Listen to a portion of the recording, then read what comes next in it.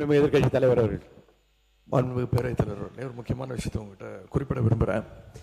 ஏற்கனவே என்னுடைய மூத்த சட்டமன்ற உறுப்பினர் இது உங்களுடைய கவனத்துக்கு எடுத்துகிட்டு வந்திருக்கிறாங்க. மீண்டும் நினைவுபடுத்த விரும்புகிறேன்.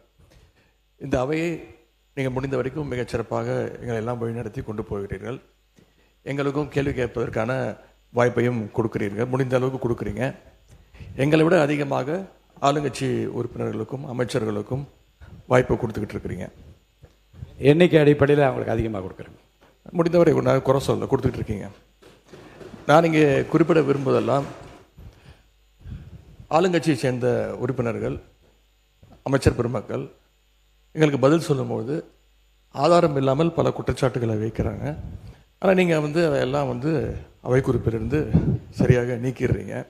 இன்னும் சொல்லப்போனால் சட்டமன்ற வரலாற்றிலே இதுதான் முதல் முறையாக எதிர்க்கட்சி உறுப்பினர்கள் பேசுவதை விட ஆளுங்கட்சி உறுப்பினர்கள், அமைச்சர் பெருமக்கள் பேசுவதையெல்லாம் நீங்கள் தான் முதலாக அவை குறிப்பிலிருந்து நிறைய எடுத்திருக்கிறீங்க. அந்த வரலாறை நீங்கள் படைச்சிருக்கிறீங்க. அதற்கு எங்களுடைய வாழ்த்துக்களை தெரிவிச்சுக்கிறோம்.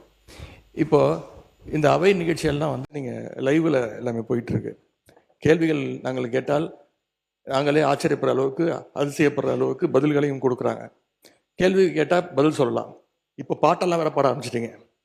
எங்களுக்கே சில நேரம் சட்டமன்றத்துக்கு வந்திருக்கோமா இல்லை இப்போ சூப்பர் சிங்கர் நிகழ்ச்சிக்கு வந்திருக்கோமா அப்படின்னு சந்தேகப்படுற அளவுக்கு இங்கே பாட்டு நிகழ்ச்சிகள்லாம் நடந்து கொண்டிருக்கிறது. நீங்கள் அவை குறிப்பிலேருந்து நீக்கிடுறீங்க.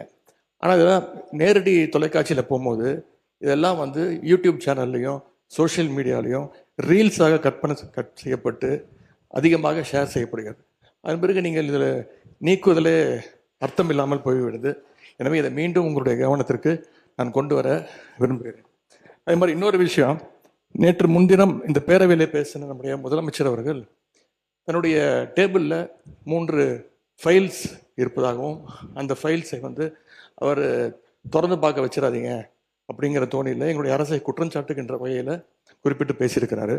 அந்த ஃபைல்ஸை நாங்கள் கேட்டுக்கொள்வது, தயவு செய்து அவர் திறந்து பார்க்க வேண்டும், அதன் மீது அவர் ஆக்ஷன் எடுக்க வேண்டும். எதற்காக பயப்படுறீங்க, எதற்காக காலம் தாழ்த்துறீங்க? இதையே 3 மாசமா சொல்லிட்டு இருக்கிறீங்க. ஜோசியக்காரர் சொன்னாதான் அந்த ஃபைல் திறந்து பார்ப்பீங்களா? நல்ல நேரம் அதை பார்த்துட்டு இருக்கீங்களா?